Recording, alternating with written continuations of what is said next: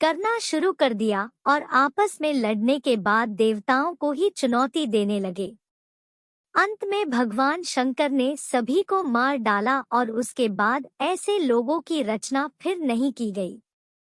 अगले पन्ने पर जानिए ब्रह्मा के वरदान।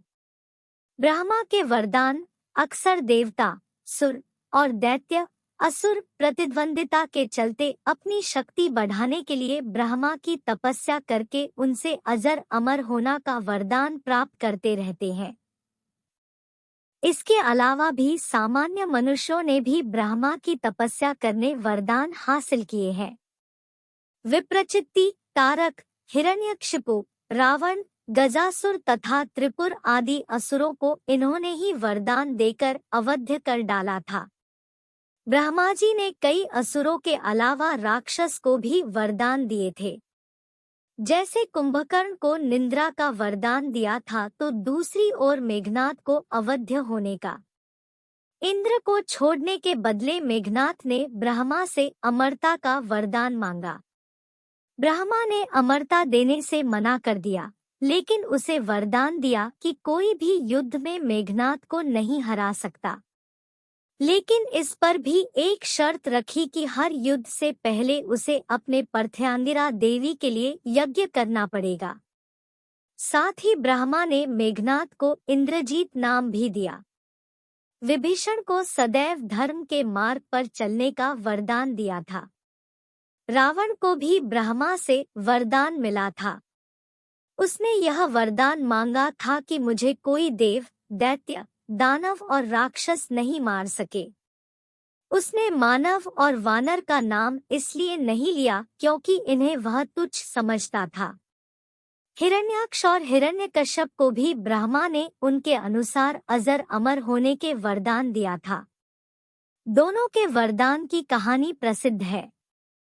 दारुक, रम्म और अरम्म महिषासुर, शुंभ, निशुंभ, चंड मुंड, रक्तबिज आदि को वरदान दिए थे।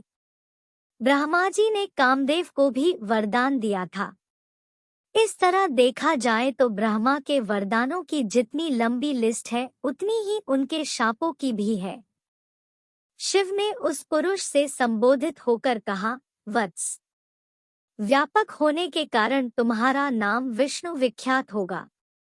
विष्णु को उत्पन्न करने के बाद सदाशिव और शक्ति ने पूर्ववत प्रयत्न करके ब्रह्मा जी को अपने दाहिने अंग से उत्पन्न किया और तुरंत ही उन्हें विष्णु के नाभि कमल में डाल दिया।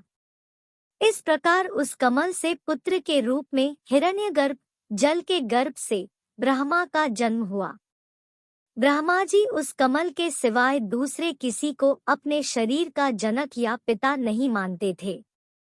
मैं कौन हूँ, कहाँ से आया हूँ, मेरा क्या कार्य है, मैं किसका पुत्र होकर उत्पन्न हुआ हूँ और किसने इस समय मेरा निर्माण किया है। इस प्रकार संशय में रहने के बाद वे जल में ही तपस्या में लीन हो जाते हैं। बाद में सदाशिव के विभूति स्वरूप से रुद्र और महेश्वर का जन्म हुआ। देवी भागवत पुराण में सदाशिव पत्नी देवी दुर्गाजी हिमालय को ज्ञान देते हुए कहती है कि एक सदाशिव ब्रह्मा की साधना करो, जो परम प्रकाश रूप है। वही सबके प्राण और सबकी वाणी है। वही परम तत्व है। उसी अविनाशी तत्व का ध्यान करो। वह ब्रह्मा ओंकार स्वरूप है और वह ब्रह्मलोक में स्थित है। अगले पन्ने पर ब्रह्मा की कितनी थी पत्नियां और क्या सरस्वती उनकी बेटी थी। ब्रह्मा की पत्नियां सावित्री और गायत्री। ब्रह्मा की पहली पत्नी का नाम सावित्री थी। ब्रह्मा ने एक और स्त्री से विवाह किया था जिसका नाम गायत्री है। जाट इतिहास अनुसार यह गायत्री देवी राजस्थान के पुष्कर की रहने वाली थी, जो वेदज्ञान में पारंगत होने के कारण विख्यात थी।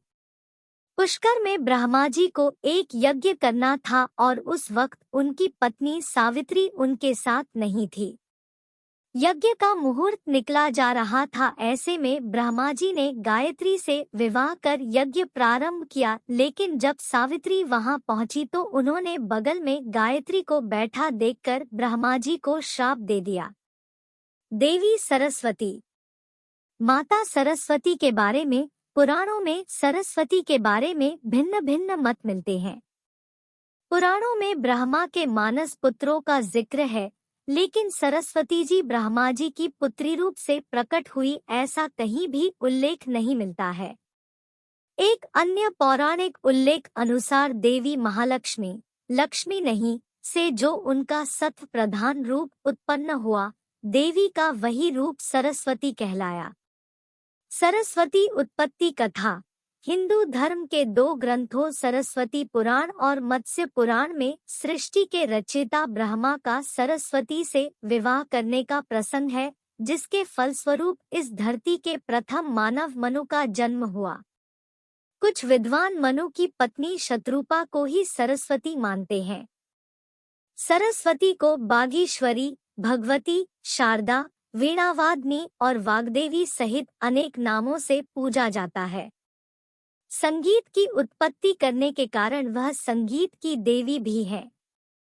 वसंत पंचमी के दिन को इनके जन्मोत्सव के रूप में भी मनाते हैं। अगले पन्ने पर जानिए ब्रह्मा के पांचवें सिर का रहस्य। सरस्वती उत्पत्ति कथा मत्स्य पुराण अनुसार मत्स्य पुराण में यह कथा थोड़ी सी भिन्न है। मत्स्य पुराण अनुसार ब्रह्मा के 5 सिर थे। कालांतर में उनका 5वां सिर शिवजी ने काट दिया था, जिसके चलते उनका नाम कापालिक पड़ा। एक अन्य मान्यता अनुसार उनका ये सिर काल भैरव ने काट दिया था। कहा जाता है जब ब्रह्मा ने सृष्टि की रचना की तो वह इस समस्त ब्रह्मांड में अकेले थे। ऐसे में उन्होंने अपने मुख से सरस्वती, सांध्य, ब्राह्मी को उत्पन्न किया। ब्रह्मा अपनी ही बनाई हुई रचना सरस्वती के प्रति आकर्षित होने लगे और लगातार उन पर अपनी दृष्टि डाले रखते थे। ब्रह्मा की दृष्टि से बचने के लिए सरस्वती चारों दिशाओं में छिपती रही, लेकिन वह उनसे नहीं बच पाई। इसलिए सरस्वती आकाश में जाकर छिप गईं, लेकिन अपने 5वें सिर से ब्रह्मा ने उन्हें आकाश में भी खोज निकाला और उनसे सृष्टि की रचना में सहयोग करने का निवेदन किया। सरस्वती से विवाह करने के पश्चात सर्वप्रथम स्वयंभू मनु को जन्म दिया। ब्रह्मा और सरस्वती की यह संतान मनु को पृथ्वी पर जन्म लेने वाला पहला मानव कहा जाता है।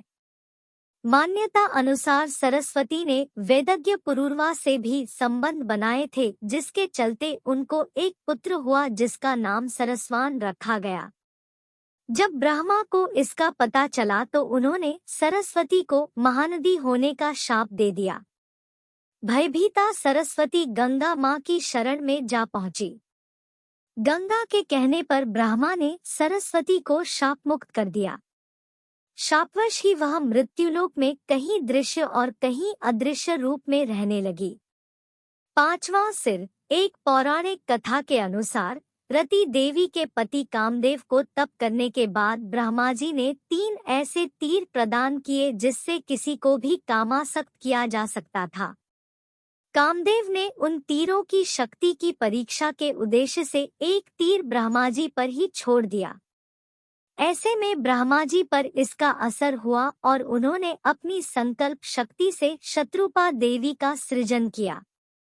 ब्रह्मा जी अपने द्वारा उत्पन्न शत्रुपा के प्रति आकृष्ट हो गए तथा उन्हें टकट की बांध कर निहारने लगे। शत्रुपा ने ब्रह्मा की दृष्टि से बचने की हर कोशिश की, किंतु असफल रही। ऐसे में शत्रुपा ऊपर की ओर देखने लगी तो ब्रह्मा जी अपना एक सिर ऊपर की विकसित कर दिया। भगवान शिव ब्रह्मा जी की इस हरकत को देख रहे थे। शिव की दृष्टि में शत्रुपा ब्रह्मा की पुत्री सदृश थी, इसीलिए उन्हें यह घोर पाप लगा। इससे क्रुद्ध होकर शिवजी ने ब्रह्मा का सिर काट डाला। भगवान शिव द्वारा काटा गया 5वां सिर बद्रीनाथ परिक्षेत्र में गिरा। यह स्थान आज ब्रह्मा कपाल के रूप में विख्यात है। यहाँ पर लोग अपने पितरों का तर्पण एवं पिंडदान करके उन्हें मोक्ष प्राप्त होने की कामना करते हैं। भगवान शिव ने इसके अतिरिक्त भी ब्रह्मा जी को शाप के रूप में दंड दिया। इस शाप के अनुसार त्रिदेवों में शामिल ब्रह्मा जी की पूजा उपासना नहीं होगी। शिव पुराण के अनुसार ब्रह्मा और शत्रुपा के संयोग से ही स